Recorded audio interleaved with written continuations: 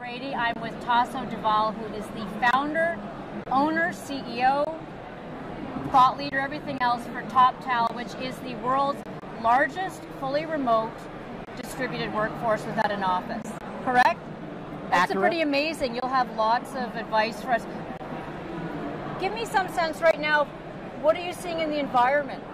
We've had tough times suddenly come our way. You've been at this for 11 plus years. What's changed? Well, what's changed is that you went, in the context of Toptal, from 8 years of us trying to convince the world to go remote to 2 years of everyone going remote. And now you're entering a phase, it seems, where people are a little bit confused, but it seems like a lot of companies are going back to the office, and that's causing a lot of friction and pain that companies are going to experience over the next year or two, and most likely lose some of their best people because companies like ours and other remote companies that embrace remote work exist. Tell me about Toptal's business model, for those who don't know. So we contract out high-skilled, highly qualified talent to companies all over the world in a fully remote way. So if you're a talent in Argentina or Croatia or Germany, we will contract that talent out to an American company or a UK company or a company really anywhere in the world for those talents to work, generally in software engineering, finance, design, product management, those types of areas. And it's a platform that allows folks to do that in the most efficient way. So one of the things that is complicated about remote work is that there is some nuance around it. If you have task-oriented, like, you know, JetBlue did very well having people that were remote agents that had very distinct tasks. When you're dealing with some of these roles that are perhaps more management-related, especially with a new company culture, are there any tactics that you've learned for success? Because it hasn't been easy for many companies to always have a highly efficient, fully remote workforce. Well, with airlines, it's a little bit different because you have a bifurcation of the workforce. You have pilots and hostesses and stewardesses that are on the airplane and on the ground that need to be there. And so those types of situations can create a uniquely challenging type of environment. And you even see this with Elon Musk's most recent comments, which, in my opinion, are mostly driven by the fact that his three most prominent companies, SpaceX, Tesla, and SolarCity, are all of that type. Yeah. They all We need people physically there on the production line, etc. Exactly. They require folks on the manufacturing line physically present, but also the software engineers need to work with those folks on site to do all sorts of different types of work. And so that situation presents a unique challenge relative to a Forbes or a Toptal that is a company that can embrace remote work in a much more easy, fully remote type of way, and there's just one type of workforce that is able to do their job completely remotely. So when you look at what you talk about where we are now, not post-pandemic, but there is this pull for people to get back to the office. What do you think is motivating that, since for you at least the value proposition was clear? Politics. A lot of folks are beholden to real estate companies. They're beholden to these offices that they have sunk so much money into over the years. And there's a plethora of companies that you can name. I'm not going to name any of them here, but we all know the most notable companies in the world have notable offices, and to relinquish that from their brand, from their identity, is a big ask. And so a lot of companies aren't doing that, which is economically foolish from an operational perspective. Quite frankly, I think it's just straight foolish. And so you're seeing that foolishness play out in terms of results. People leaving the most notable tech companies in the world, joining companies like ours, like other fully remote companies that completely embrace remote work. And that is going to be the driving force that forces those companies to embrace remote work, because they're going to lose their best people. It's very clear. If you move to Argentina, you instantly, depending on where you move in Argentina, either double, triple, or quadruple your salary, just because the amount that you're able to spend in Argentina relative to New York City or San Francisco goes that much further.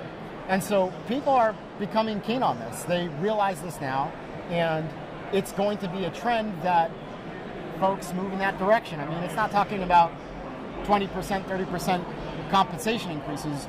These are multiples. Well, so one of the realities of a global workforce is that you can do that kind of labor arbitrage too. You can hire in Argentina, get somebody who's incredibly talented for a fraction of the cost of the U.S.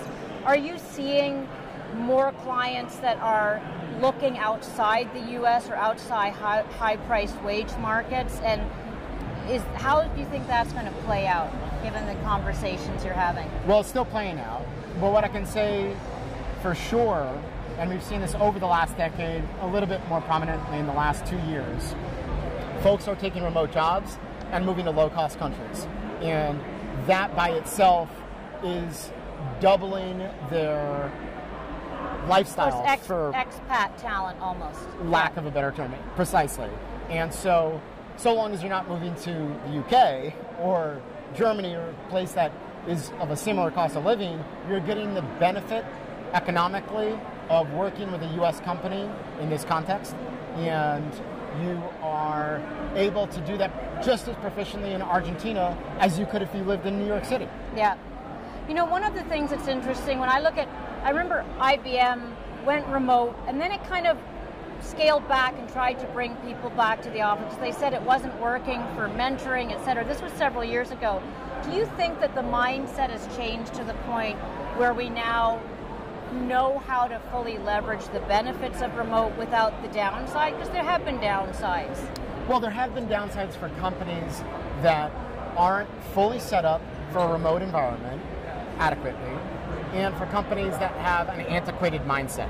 And so those two elements alone can really hamper the entire remote work experience. And in fact, if those two elements exist within an organization, it'll basically crush remote work insofar as being a viable option for the entire workforce. That needs to be solved.